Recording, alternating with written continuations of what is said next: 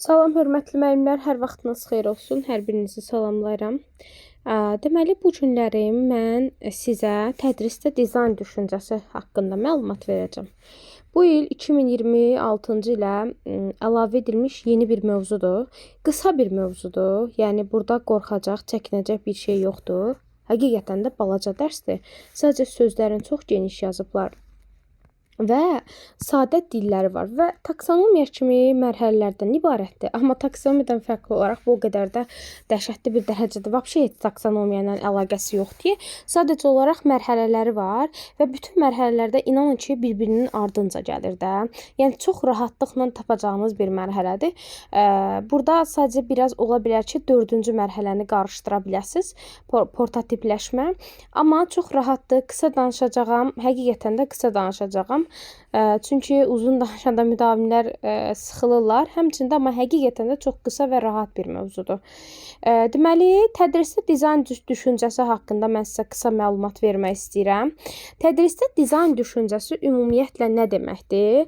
Bax, testlərdə görəsiniz, tədrisdə dizayn düşünməsi həqiqətən də şagirdlərdə problem həll etmə, yaradıcı. Bilirsiniz ki, kurikulumun prinsiplərindən elə biri budur ki, uşaqlarda şagird mərkəzlidir də, uşaqlarda yaradıcı inkişaf etdirməkdir. Amma tədrisdə dizayn düşüncəsi də məhz elə şagirdlərdə yaradıcı, analitik problem həll etmə və şagird mərkəzli təcrübəyə əsaslanan yanaşma təqdim edən innovativ prosesdir. Yəni yeni bir prosesdir.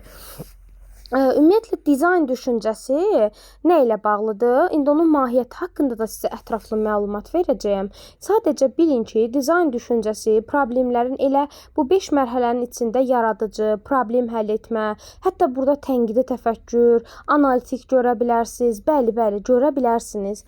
Dizayn düşüncəsinin mahiyyəti ondan ibarətdir ki, öyrənənlər problemi sadəcə bax, nəzəri məlumat əsasında deyil, real insan ehtiyaclarını araşdıraraq, onların qarşılaşdıqları çətinlikləri dərk edərək və müxtəlif həll modellərini sınaqdan keçirərək mənimsəyirlər.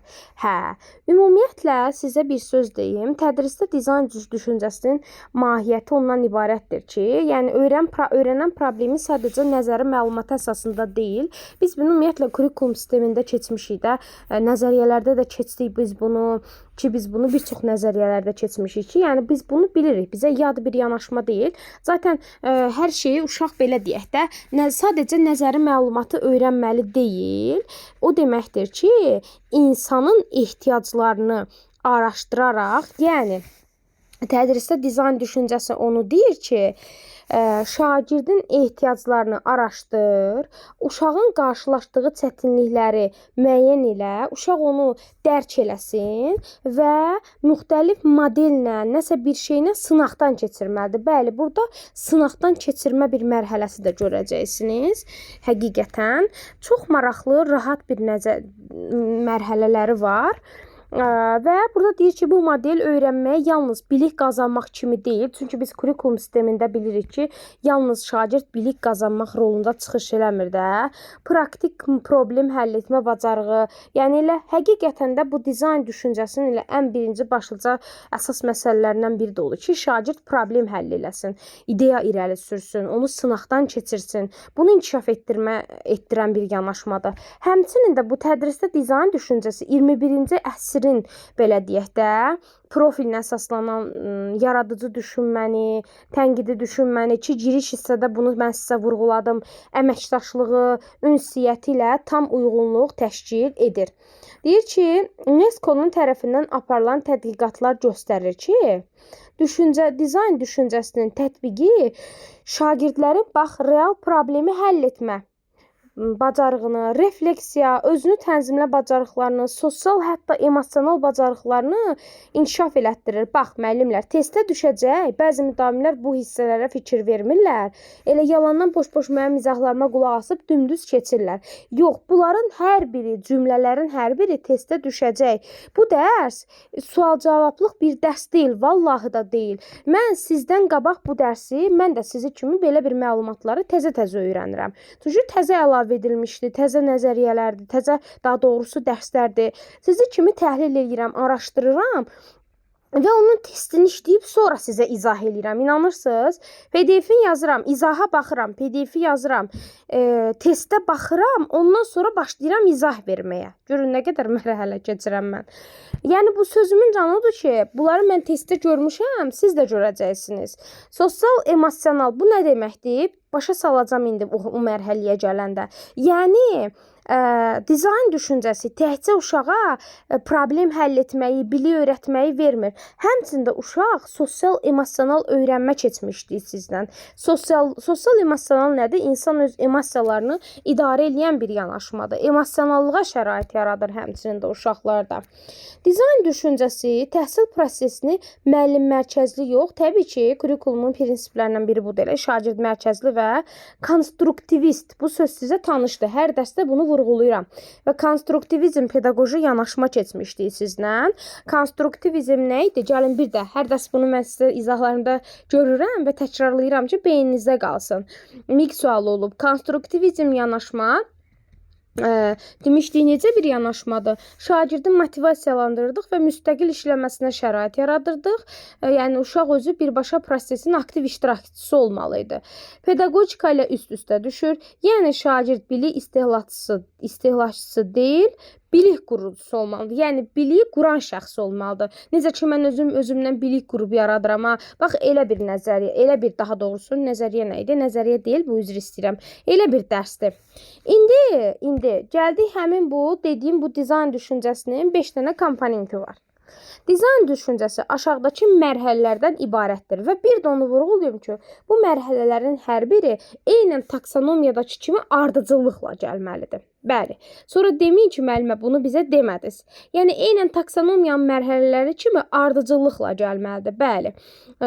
Bu nə deməkdir? Bax bu dərsin mahiyyəti vallah da billah da 5 mərhələlərdən ibarətdir. İndi mənə bəzi müdavimlər sual verəcək ki, ay müəllim bu 5 mərhələlər testdə düşür? Bəli.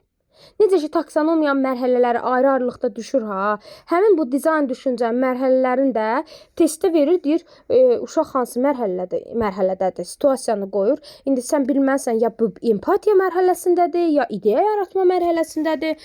Yəni, xahiş edirəm, ötəri yalandan başdan soğudu oxumayın. Tanıyıram, bəzi müdavimlər var ki, izahları heç baxmayacaqlar. Ona görə yalandan ötəri öyrənməyin. Yəni, bunların əsas dərsin mahiyyəti bu mərhələlərdən başlayır. Bu mərhələlərdən başlayır. Deməli, ona görə də bu mərhələləri, elə əsas bu mərhələləri bilməlisiniz. Diqqətli olaq, xahiş edirəm. Başdan soğudu oxumayaq. Bu mərhələlərin hər bir mərhələlərə baxmaq lazımdır. İndi keçirik bu mərhələlərin izahına. Birinci mərhələmiz empatiya qurmaqdır. İkinci mərhələmiz problemi müəyyənləşdirməkdir ki, bu sözlərin sizə heç biri sizə yad deyil. İdeya yaratmaqdır və bu söz sizə yad ola bilər. Bunu da izah eləyəcəm, çox rahatdır. Prototipləşdirmə və test etmə mərhələsi. Deməli, empatiya qurmaq bu nə deməkdir? Bax, empatiya mərhələsində testdə qarşınıza çıxacaq ki, müəllim şagirdlərdən soruşur ki, uşaqlar, belə deyək də, məsəl üçün, bu mövzunu öyrənməkdə sənin ehtiyacların nədir? Niyə məsəl üçün, belə eləməklə sən nə hiss eləyirsən? Dərindən öyrənməyə şərait yaradır. Və bir də istifadəçinin, yəni istifadəçi deyəndə, yəni qarşı tərəfin, şagirdin olsun, ehtiyacını, təcrübələrini dərindən anlamağa yönəlir. Bu nə deməkdir? Testdə qarşınıza bu mərhələlər düşəcək. Bir dəqiqə. Oy, başım sancdı. O qədər danışıram, başım sancır. Hay Allah, zəhmətimizi itirməsin. Həqiqətən müdavimlər sizə izah eləyəndə belə, yəni səhhətim icazə vermir həqiqətən. Ona görə qədrini bilin, oxuyun. Sağlamlığınızın belə qədrini bilin ki, zəhmət çəkin ki, bir gün o sizə lazım olacaq həqiqətən. Şükür eləyin ki, rahat oturub oxuya bilirsiniz. Onun belə qədrini bilin. Nəysə, fikrimizdən yaymayaq, üzr istəyirəm, diqqətinizi yayındırdım. Birinci mərhələmiz empatiya. İndi deyəsiniz, müəllim, biz bunu testə necə tapacağıq? Testə düşəcək ki, müəllim şagirdin ehtiyaclarını nəzərə alır, onların təcrübələrini, nə bilim, onların hisslərini dərindən anlayıb, sonra dərs ona uyğun qurur. Bax, empatiya mərhələsində, empatiya sözü sizə yad deyil. Qarşı tərəfin hisslərini bilmək, anlamaq, Və bu nə deməkdir? Burada müəllimin rolu nədən ibarətdir? Yəni burada müəllim niyə uşağa empatiya duymalıdır? Nə zaman empatiya duymalıdır? Bu mərhələdə müəllim necə ki differensial təlimdə keçmişdik, şagirdin ehtiyaclı həm dərsdə, həm elə psixoloji vəziyyət baxımından, həm dərs prosesinin qurulmasında, həm uşağı tərbiyə eləməkdə uşağın ehtiyaclarını bilib ona uyğun davranmalıdır. Bəli, onun hisslərini anlayıb, niyə məsəl üçün tutaq ki empatiya mərhələsinə uyğun bir nümunə çəkək. Məsəl üçün, tutaq ki, şagird uzun müddətdir ki, yaxşı oxuyan bir uşaqdır, amma təhsildən yayınır, belə deyək də, dərslərinə çox məsuliyyətsiz yanaşır. Empatiyada ilk növbədə nə olacaq? Müəllim həmin uşağa həmin an necə yanaşmalıdır? Həmin an dərhal problemi həll eləməməlidir. Yadınıza gəlir, sizlə mən keçmişdimi? Demişdim, testlərdə işləyəndə ki, müəllim ilk növbədə uşağa empatiya göstərməlidir, onu anlamalıdır, onunla söhbət eləməlidir, onun ehtiyaclarını, hisslərini üzə çıxarıb, sonra problemin həllinə yönəlməlidir. Xatırlayıram ki, bu sözləri test üstündə demişəm. Bax, elə empatiya mərhələsi odur. İstifadəçinin ehtiyacını, təcrübəsini, hisslərini dərindən anlayıb, ona uyğun da rəftar eləmək. Həm dərsin qurulmasında, həm də ondan psixoloji söhbət apardığımız zaman. Ona görə bu birinci mərhələmizdir. İkinci mərhələmiz problemi müəyyən eləmə gəlir. Həll olunmalı problemi aydın və konkret şəkildə ifadə etmək. İndi bunların hər birinə uyğun situasiya çəkəcəyik, narahat olmayın. Adı üstündə, deməli, dəqiqə. Adı üstündə problemi müəyyənləşdirmə. Adı üstündə. Biz bunu çox eşitmişik. Bu söz bizə yad deyil. Problem həll etmə. Problemin ilk öncə nə olduğunu müəyyənləşdiririk. Həll olunmalı problemi aydın və konkret şəkildə ifadə etmək. Yəni problemimiz nədir? Problem müəyyən etmək elə problem müəyyən etməkdir. Yəni problem nədir? Məsəl üçün, bax bir dənə situasiya çəkim. İndi müdavimlər situasiya istəyəcəklər, bilirəm. Empatiyada dedik ki, tutaq ki, bir dənə nümunə üstündə fikir yürüdək. Məsəl üçün, uzun müddətdir ki, yaxşı oxuyan bir uşaq, məsəl üçün, dərslərinə məsuliyyətsiz yanaşır, hətta davranışlarında ciddi dəyişikliklər baş verir. İlk növbədə biz birinci mərhələdə nə etməliyik? O uşağın ehtiyacını, niyə, səbəbi nədir, onun nə hisslər keçirir, ona belə eləyəcək, bu hərəkətlər eləyəcək, onu belə şeyə vadar eləyəcək nədir? Bu empatiyadır, bildik. Düzdürmü? Sonra problemi müəyyənləşdiririk ki, uşağa belə deyək də bu nə təsir elədir? Daha doğrusu üzr istəyirəm, qoy belə quraq. Məsəl üçün dediyim situasiya bir də qayıdıram. Empatiyada necə olacaq? Bu uşaq nə hisslər keçirir? Bu uşağın ehtiyacı nədir? Bunu bilməliyik. Empatiya budur. Və yaxud da belə bir situasiya çəkim. Bilirəm ki, mənim gözəl müdavimlərim məndən nümunələr istəyəcəklər. Bax, yoldaşlar, tutaq ki, iki uşaq dalaşıb.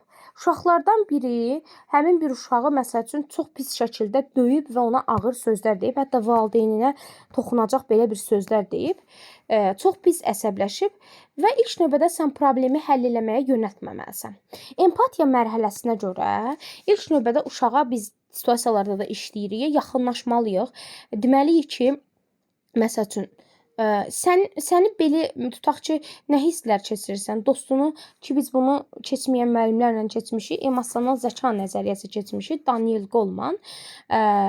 Məsəl üçün, qarşı tərəfə niyə belə elədin? Nə hisslər keçirirsən? Yəni, sən onu məsəl üçün vuranda, döyəndə nə hisslər keçirirdin? Uşağın hisslərini, ehtiyacını üzə çıxarmalısan. Bu empatiyadır. İkincidə də problemi müəyyənləşdirirsən. Artıq dediyim situasiyada şagirdin problemi müəyyənləşdirirsən. Məsəl üçün, sual verirsən ki, həmin uşağa ki, nə oldu? Bu problem nə problemi idi ki? Aranızda nə problem var idi ki, belə bir hadisə baş verdi? Bax, problemi müəyyənləşdirmədə budur. Elə dərs prosesində də belədir. Dedim axı, təhsildə dizayn düşüncəsi həm uşaqlara, belə deyək də, həm dərs prosesinin qurulması, uşaqların öyrənməsində, həmçinin də elə uşaqların tərbiyə edilməsində dizayn düşüncəsi çox önəmlidir.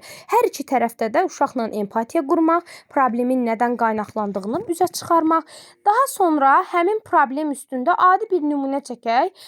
Adi, məsəl üçün, uşağa ortaya bir uşağın özü ilə bağlı olmayanda bir problem qoya bilərsən ortaya. Məsəl üçün, uşaqlar, bu günlərim tutaq ki, yaxın bir yerdə, məktəbə yaxın bir yerdə qəza baş verdi, düzdürmü? Məsəl üçün, avariya baş verdi, İraq olsun, şiddətli şəkildə. Birinci uşağa sual verirsən. Məsəl üçün, birinci empatiya mərhələsində nə olacaq? Uşaq o saatı fikirləşir ki, məsəl üçün, empatiyada axı qarşı tərəfi anlamaq var. Məsəl üçün, qəzada həlak olan insanların yaxın insanların, ailələrin çox fikirləşir də, onların keçirdiyi hissləri bilirik. Bu hisslərlə bağlıdır da. Problemi müəyyənləşdirmə nədir?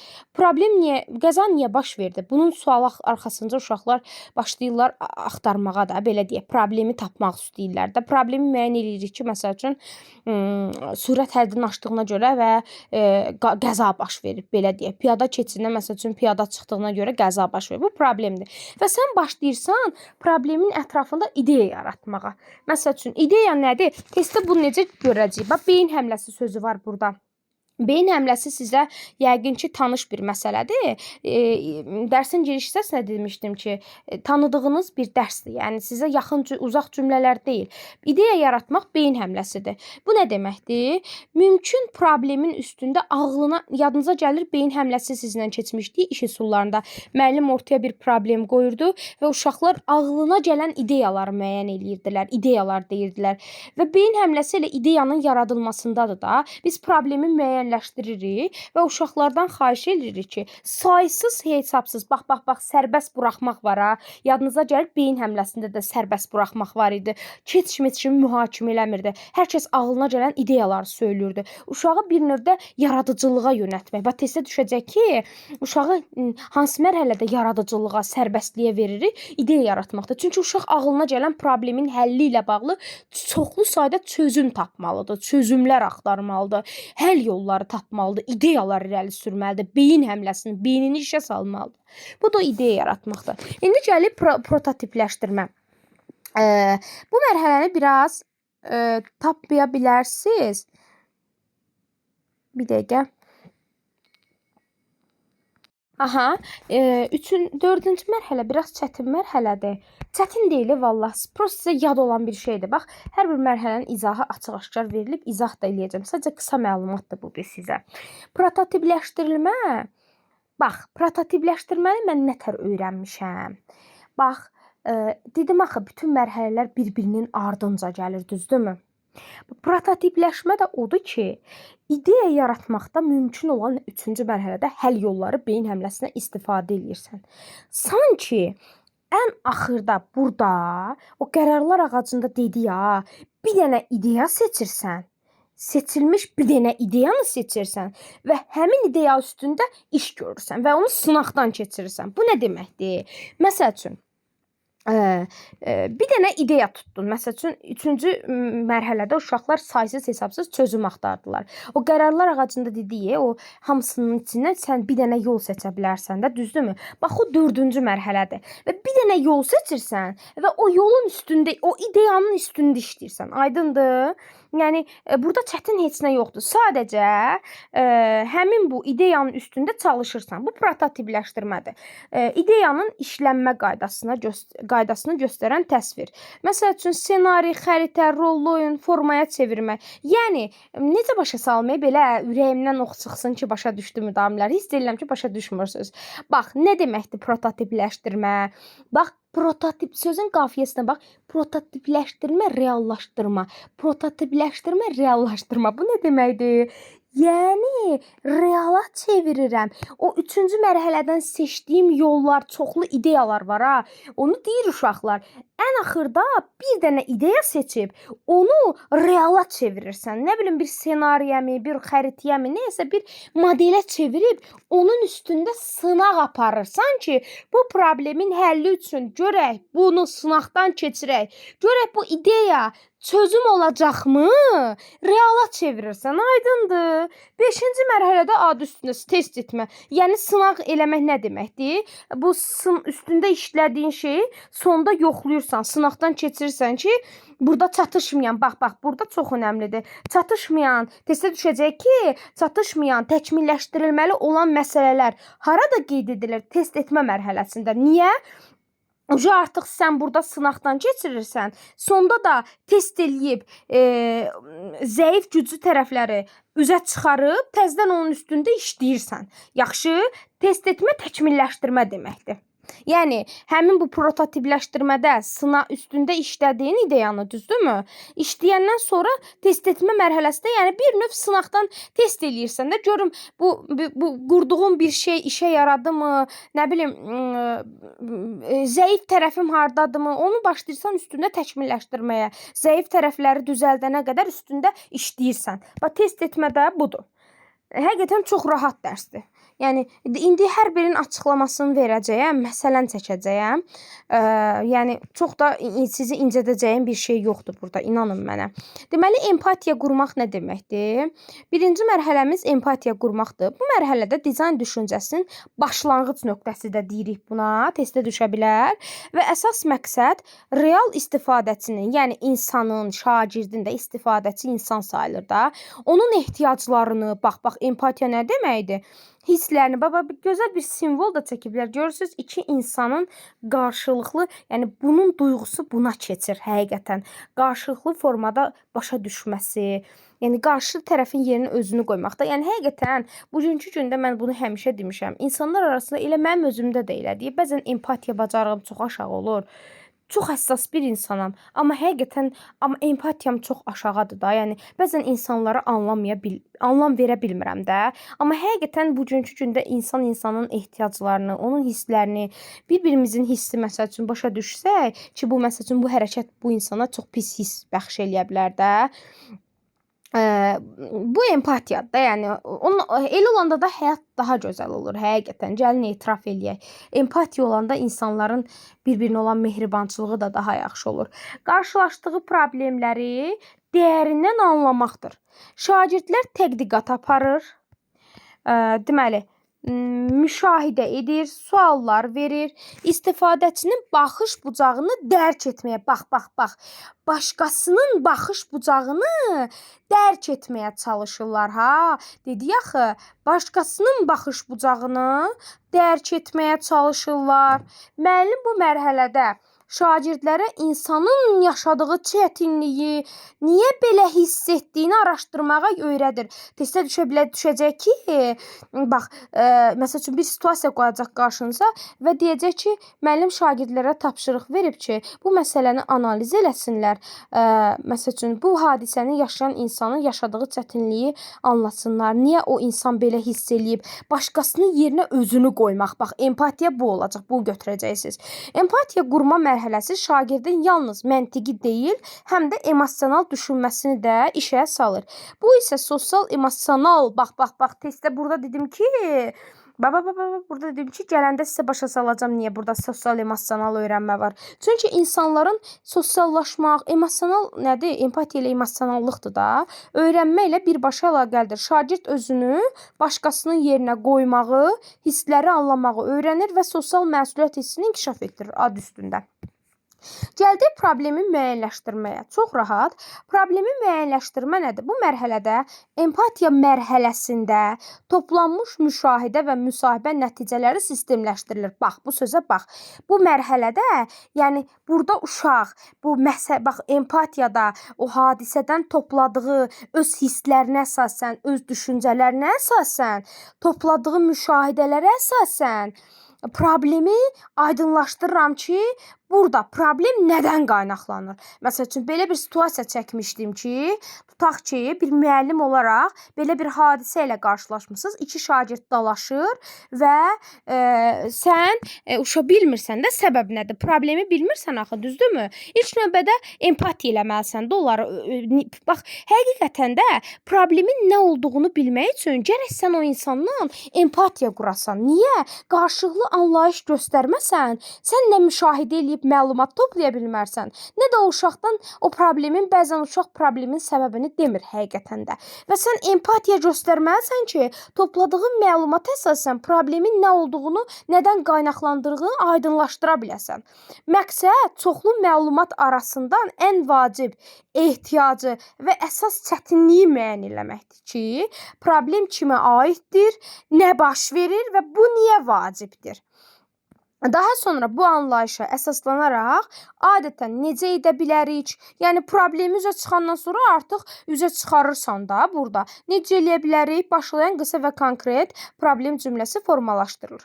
Bu cümlə problemi müsbət və fəaliyyət yönümlü şəkildə ifadə edir. Eyni zamanda komandanı bircə düşünməyə və həll yolları axtarmağa təşviq edir. Artıq problemi müəyyən edirsən axı, sən ondan sonra nə etməlisən? Təbii ki, problemdən sonra həll yolu axtaracaqsan.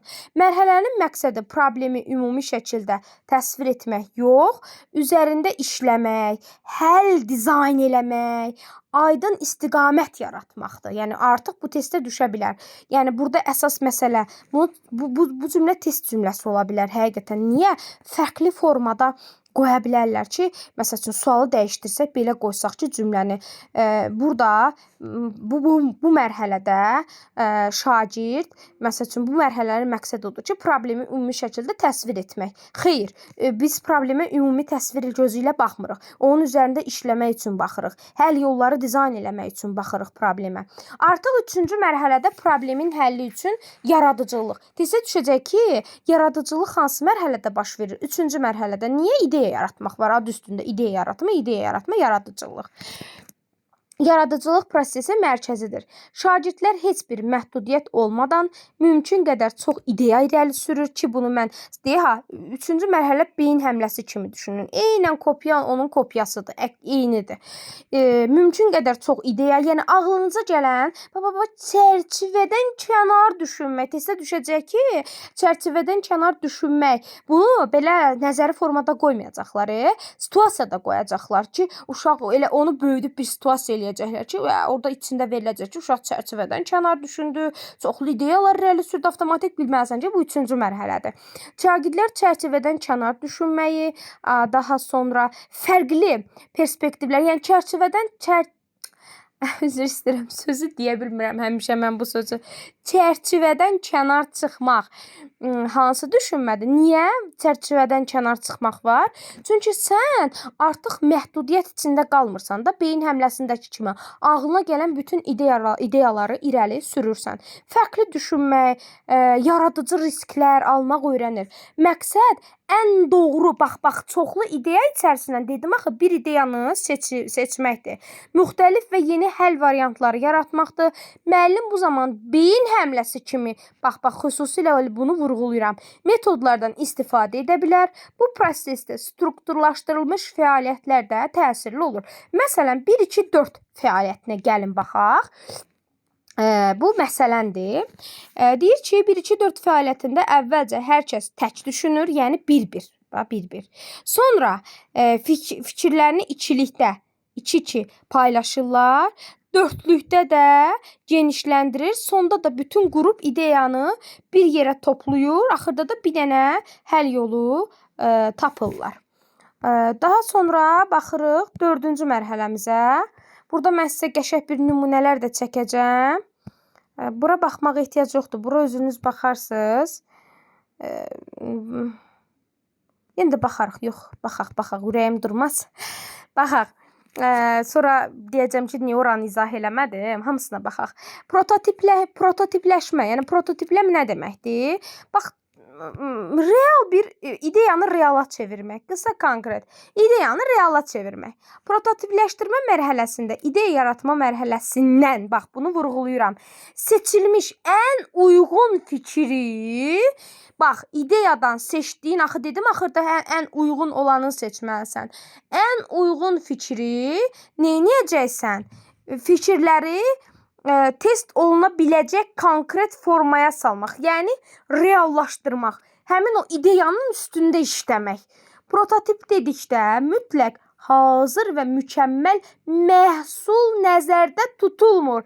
Yəni bu testdə düşə bilər, test cümləsi ola biləcək. Prototip dedikdə, yəni mütləq uşaq ortaya bir hazır mükəmməl məhsul qoymaya da bilər. Yəni imenli mükəmməl bir məhsul qoymasın. Məsəl üçün, bax, bir məktəbin həyətində tutaq ki, su baseynası lazımdır. Problemi müəyyənləşdirdik, empatiya heç problemi indi müəyyənləşdirdik, ideyalar topladıq. Axırda bir dənə ideya seçdik ki, məktəbin həyətində, məsəl üçün, müəllimlər və belə bir ideya formalaşdırdıq ki, müəllimlər və ya uşaqların valideynləri tərəfindən bir ərizə yazılsın ki, təhsil sektoruna göndərilsin ki, məktəbin həyətində su baseynası tikilməlidir. Bu ən bizim ideyamızdır. İdeyalarda çoxlu fikirlər ortaya qoydu. Məsəl üçün, qoyduq ki, ideyada çoxlu fikirlər ortaya qoya bilərik ki, məsəl üçün, müəllimlər öz aralarında yığışıb pul atışsın, baseyn tiksinlər və yaxud da ki, ancaq suyu, nə bilim, motor çəkək, ondan nə çoxlu ideyalar. Ən bir ideyanı ortaya seçdik ki, 4-cü mərhələdə həmin bu ideyaların içində birini seçməlisən axı və onun üstündə işləməlisən 4-cü mərhələdə. İdeya seçdi ki, məsəl üçün, bütün təhsil işçiləri, məktəbin işçiləri təhsil sektoruna ərizə yazsınlar, düzdürmü? Və bu bizim ideyamızdır, fikrimizdir. Yəni burada ortaya mükəmməl bir məhsul qoymaya da bilər uşaq, həqiqətən. Yəni şərt o deyil, testə düşəcək ki, uşaq mütləq bunu dəyişdirib fərqli yolla qoyacaqlar ki, sonra deməyin ki, müəllim demədi, mükəmməl bir məhsul ortaya qoysunlar. Xeyr, qoymaya da bilərlər. Məsəl üçün, ideyanı görünən formaya salmaq, bax. İdeya, yəni 4-cü mərhələdə, qoy bir əlavə açar sözlə deyim ki, 4-də, yəni deyir ki, ideya ilə ideya olaraq qalmamalıdır da. Sən bunu reala çevirməlisən. Görünən bir şey, yəni onu uşaq yoxlaya bilsin. O ideyanı sanki fiziki hərəkətə çevirsin. Yəni elə 3-cü mərhələdə ideya kimi ağlımızda qaldı, yox. Bu reala çevrilməlidir. Niyə dedim ki, prototipləşdirmə, reallaşdırma? Yəni görünən bir hala gəlməlidir. Amma görünən bir, yəni məhsul mükəmməl olmaya da bilər. Şərt o deyil ki, uşaq ortaya bir kreativ bir məhsul çıxartsın. Görünən bir yoxlana bilən etmək lazımdır. Məsəl üçün, tutaq ki, bayaq bir nümunəni çəkim. Məsəl üçün, təhsil sektoruna ərizə yazdıq ki, bizə məsəl üçün su baseynası tikilsin. Məsəl üçün, belə deyək də, təhsil sektorda bizə belə bir mesaj göndərib ki, tutaq ki, gedin, məsəl üçün, uşaq, hansısa bir müəllim və yaxud da ki, uşaq bunun bir layihəsinin eskizini çəksin, çertyojun qursun, biz maddi vəsait ayıracağıq, özünüz tikəsiniz. Düzdürmü? Bu bizim nəyimizdir? Prototipləşmə mərhələmizdir. Niyə? Artıq mən reallaşdırıram. Onu eskizə də çəkə bilərəm. Məsəl üçün, bayaq dediyim situasiyada məktəbin hansısa bir uşağı və ya müəllimi onu kağızın bir eskizini də çəkə bilər. Bir posterini də hazırlaya bilər. Nə bilim, maketini düzəldə bilər. Sadə rəqəmsal dizayn kimi çox sadə bir formada ola bilər də. Yəni, adi bir maket də ortaya qoya bilər. Yəni, o demək deyil ki, o məhsul mükəmməl olsun. Yəni, fikir deyir, fikirdə qalmasın da, ideya ideyada qalmasın. Yəni, reallaşdır. Nəysə üzərinə görünən elə ki, sən o ideyanı konkret reallaşdıra bilərsən. Modelin çizdiyir, eskizini də çəkə bilərsən. Bu mərhələnin əsas üstünlüyü odur ki, ideya artıq fikirdə qalmır. Bunu xüsusilə vurğulayıram. Niyə? Deyəsiniz ki, müəllim, belə deyək də, niyə 100 tondan deyirsiniz bunu? Bəlkə fikirləşə bilərsiniz. Çünki bu hissələrə diqqət yetirmirik, testdə də çox səhvlərimiz çıxır. İdeya artıq fikirdə qalmalı deyil. Real istifadəçinin görə reaksiya verə biləcəyi bir şeyə çevrilməlidir. Prototipləşmə reala çevirmək deməkdir. Prototip hazırlanandan sonra qrup onu istifadəçilərə ya hədəf qruplara, nə bilim, sınaqdan keçirir, nəyin işlədiyini, nəyin anlaşılmadığını, nəyin dəyişməyə lazım olduğunu öyrənir. Beləliklə, prototipləşdirmə həm vaxtı, həm resursu boşa xərcləmədən öyrənməyə imkan verir, həm də növbəti mərhələdə daha dəqiq və faydalı rəy toplamaq. Gəldi indi 5-ci mərhələyə. Test etmə mərhələsinə baxırıq, yoldaşlar. Test etmə mərhələsi nədir? Bu mərhələdə prototip real istifadəçilərə sınaqdan keçirilir, istifadəçilərlə. Yəni, hər kəslə birlikdə, yəni məsələn, qrup şəklində də ola bilər bu. Sınaqdan, görürsünüz, quş hərəsi qoyublar, yəni yekundur bu. Sınaqdan keçiririk, bu sınaqdan keçirilmə mərhələsidir və burada rəy toplama da görəsiniz. Testə görə bilər, testə düşə bilər ki, rəy toplama hansı mərhələdədir? Test etmə mərhələsində. Məqsəd ümumi fikir toplamaq deyil. Yəni, ümumi şagirdin fikrini toplamaq deyil. Sadəcə burada dəqiq müşahidə, yəni məsəl üçün o burada bax bu 4-cü mərhələdə əldə etdiyimiz o sınaq reala çevirdiyimiz bir şey var ha, bir maketini mi hazırlayırıq? Yəni artıq orada rəy əldə eləyirik. Dəqiq bir rəy əldə eləyirik bu iş haqqında ki, görək bu işdə çatışmazlıq hardadır, nə kimi problemlər var. Məsəl üçün deyir ki, istifadəçinin prototipi necə istifadə etdiyi, harada çətinlik çəkdiyi, nəyi başa düşmədiyini və hansı məqamda marağını itirdiyi diqqətlə izlənilir. Yəni burada bir sözlə zəif güclü tərəfləri, yəni hazırladığımız bir məhsulda çatışmazlıqları görmək lazımdır. Odur bax, test eləyirik. Bu müşahidələri əsasında prototipdə konkret düzəliş aparılır, tapşırıqların ardıcıllığı dəyişdirilir, dil sadələşdirilir, vizual dəstək artırılır və lazımsız elementlər çıxarılır. Yəni bax müəllimlər, 5-ci mərhələnin mahiyyəti ondan ibarətdir ki, test elədik, rəy verdik və qayıtdıq ona düzəliş elədik. Yəni bu o deməkdir ki, bu mərhələdə sınaqdan keçiririk. Adı üstündə niyə test eləyirik? Hazırladığımız bir məhsulu sonda çatışmazlıqları hardadır? Harda bunu düzəldən adam harda səhvlərə yol verib? Düzəliş eləyirik. Sınaqdan keçiririk axı. Düzəliş eləyirik. Yəni burada zəif gəzgü tərəfləri görüb, deməyə burada sizə təkmilləşdirmədir. Bax, dedi, sınaqdan keçirib təkmilləşdirmə aparmaq. Test eləyirəm ki, görüm bəlkə məhsulum pis olub. Bəlkə məhsulum heç istifadəyə yararlı olmayacaq. Onun üçün test eləyirik. Uşaqların gözündən rəy alırıq bu məlumat haqqında və ya uşaq başqa sinif yoldaşları ilə bağlı, yoldaşlarından, qrup komandadan rəy ala bilər. Aldığı rəydə düzəliş eləyə bilər. Yəni təkmilləşdirmək. Yəni burada buraxılan səhvləri burada düzəltmək. Aydındır? Empatiya mərhələsi deyir ki, əgər rəylər problemin düzgün müəyyənləşdirilmədiyini göstərirsə, empatiya mərhələsinə qayıdaraq, bir də burada sizə bir şey deyim. Yadınızda saxlayın ki, belə bir o gün tətbiqdə testi işləmişdim.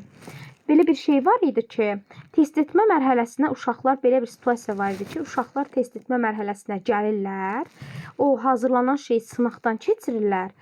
Əgər həqiqətən də aldığımız o ətrafdan rəylərə əsasən hazırladığımız o şey, belə deyək də məhsul, nə bilim bir ideyanı hazırlayırıq axı.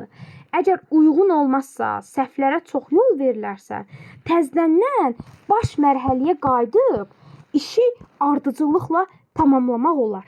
Yaxşı? Əgər rəylər problemin düzgün müəyyənləşdirilmədiyini göstərirsə, empatiya qayıdırıq. Daha məqsədə uyğun suallar verir, problemi yenidən müəyyənləşdirilir və artıq sırayla, belə deyək də, problemi müəyyənləşdirib, ideya tapıb, yenidən o mərhələni təkrarlayırıq. Yəni, bir sözlə test etmə mərhələsində problemin, belə deyək də, hazırlanan məhsulda çatışmayan tərəfləri üzə çıxarıb, onu təzədən qayıdıb təkmilləşdirməkdir. Yaxşı, bu sözü də belə yadda saxlayırıq. İndi deyir ki, təhsil mühitində bu yanaşma biliklərin real kontekstdə tətbiqini, yəni bilikləri reala keçməyə gücləndirir.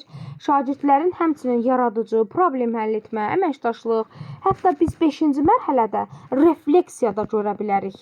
Zəif tərəfləri düzəldib, üzə çıxarıb onu təkmilləşdirmək. Bəli, sınaqdan keçirməkdə test etmək, refleksiyada var. Bacarıqlarını sistemli şəkildə inkişaf etdirir. Son mərhələdə hazırlanan prototip real istifadəçilərə, sinif yoldaşlarının və müəllimə təqdim olunur. Yəni, uşaq hazırladığı şeyi qrupa, müəllimə təqdim edə bilər. Bu artıq sonda axı.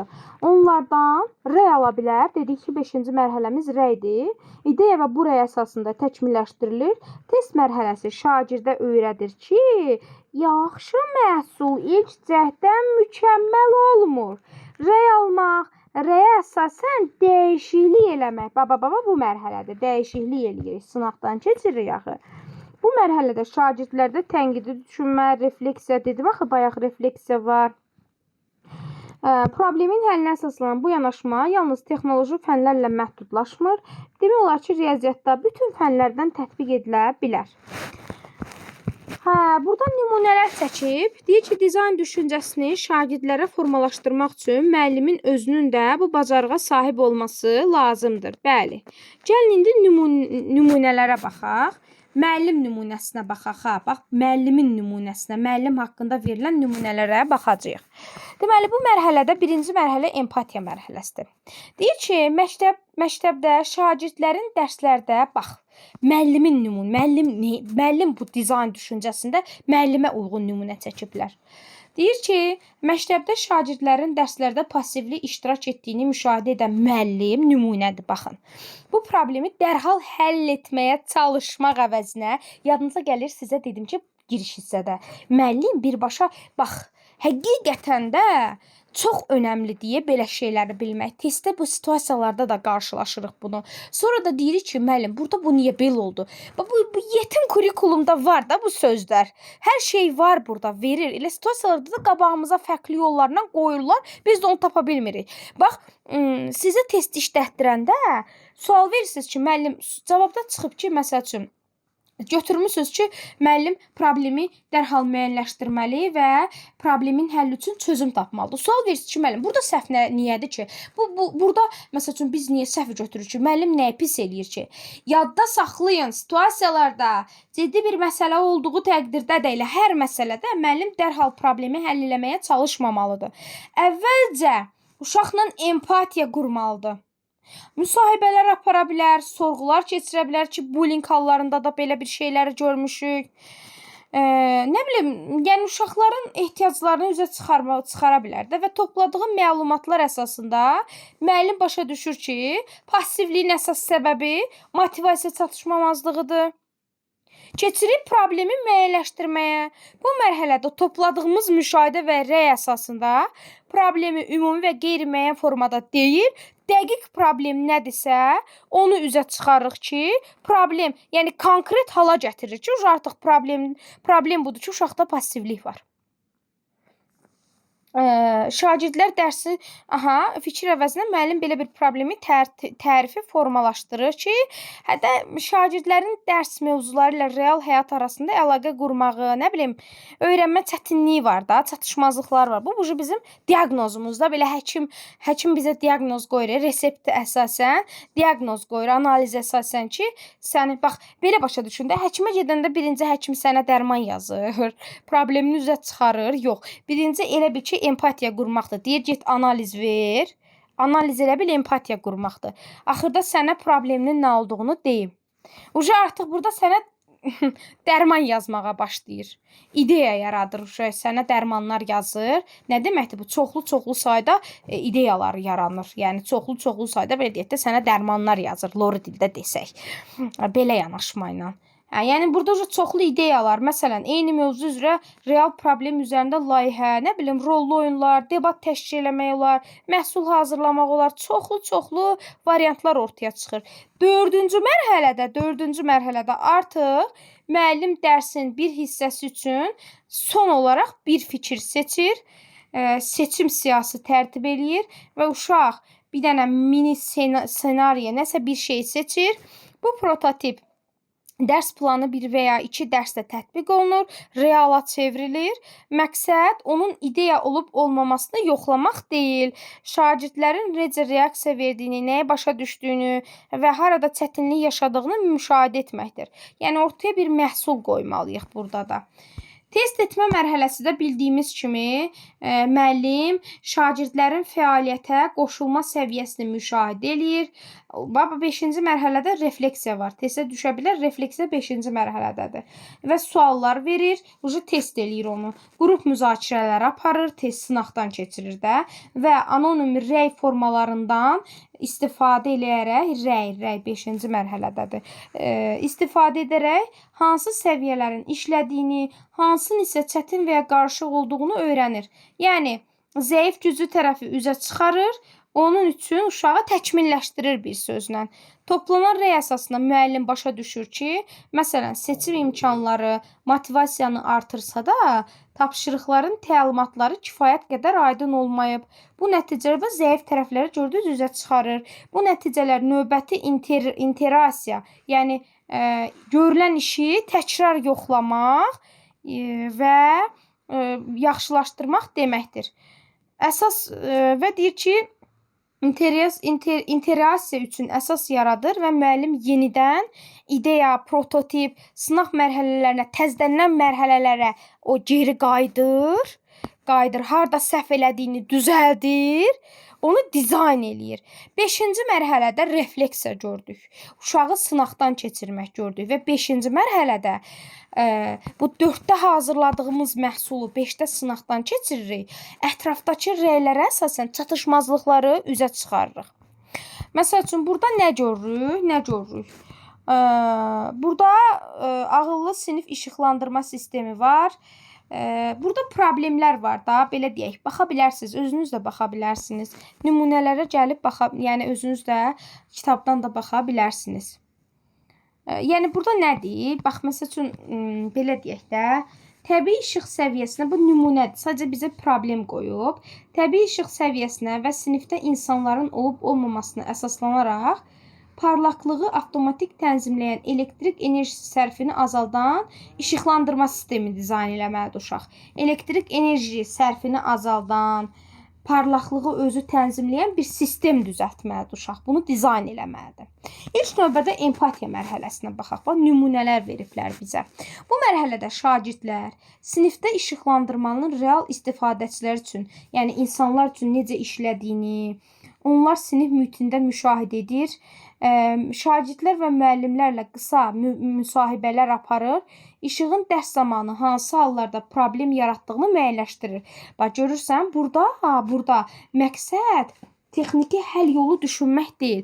Məqsəd niyə uşaqların fikirlərini öyrənir? Görək, bu işıqlandırma o uşaqlara istifadəçiyə təsir eləyəcəkmi? Necə təsir eləyir? Mane olurmu onların işinə bu işıq? İşığın parlaqlığı, baxış bucağı toplayırıq. Hər kəsin fərqli burada fikirləri toplayırıq. Dedik axı. Bu toplanılan problem nə idi?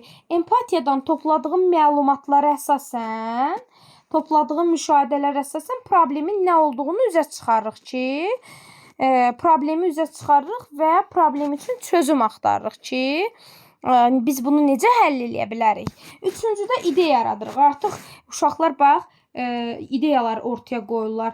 Bax, deyir ki, məqsəd burada ilk andaca ən yaxşı ideya tapmaq deyil. Burada ən yaxşı ideyanı, ən yaxşını burada tapırsan, ha. Burada sadəcə çoxlu həll yolları deyirsən üçüncüdə. İdeyalar çoxluq olur. Deyir, müxtəlif variantlar toplamaqdır. Sonra şagirdlər bu ideyalar arasında ən real olanı seçib prototipə çevirirlər. Məsəl üçün, ideyalara baxaq.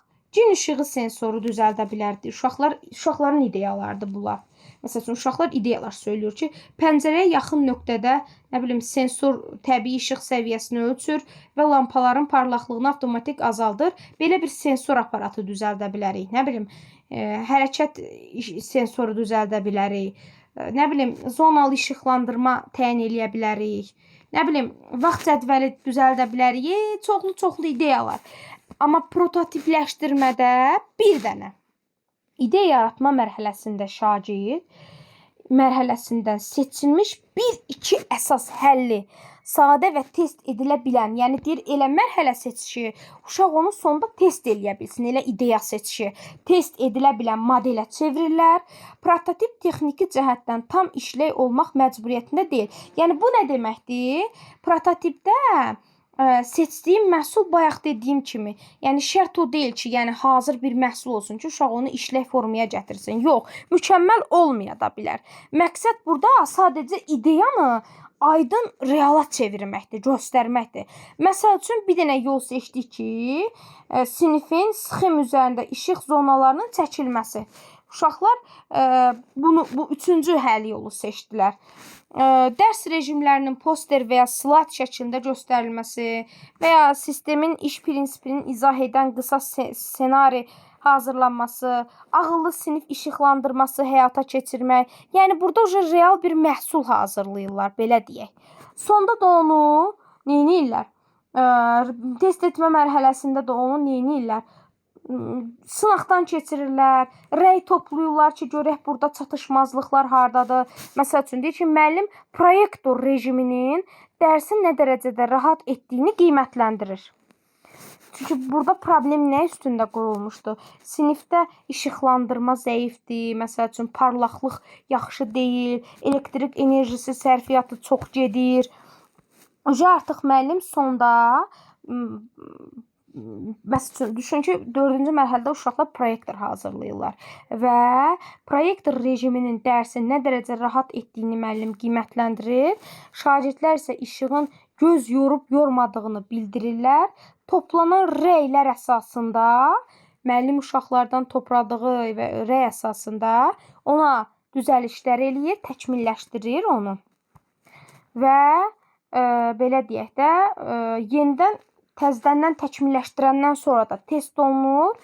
Bir də bu dövr yadda saxlayın ki, test rəy alırıq, düzəliş eləyirik. Dedim axı, test eləyirik, sınaqdan keçiririk, ətrafdan fikirlər alırıq ki, çatışmazlıqları hardadır, başqaları fikir bildirib nəyin səhv, nəyin düz olduğunu bu mərhələdə deyirlər. Təzədən onu təkmilləşdirib düzəldirik. Təzədən bir də yenə onu test şəklində təkrarlanaraq həll yolunun daha uyğun və təsirli olmasını təsdiqləyəndən də bir dənə test eləyirik. Yenə test eləyirik. Yəni test etmə mərhələsi də budur. Yəni bax belə.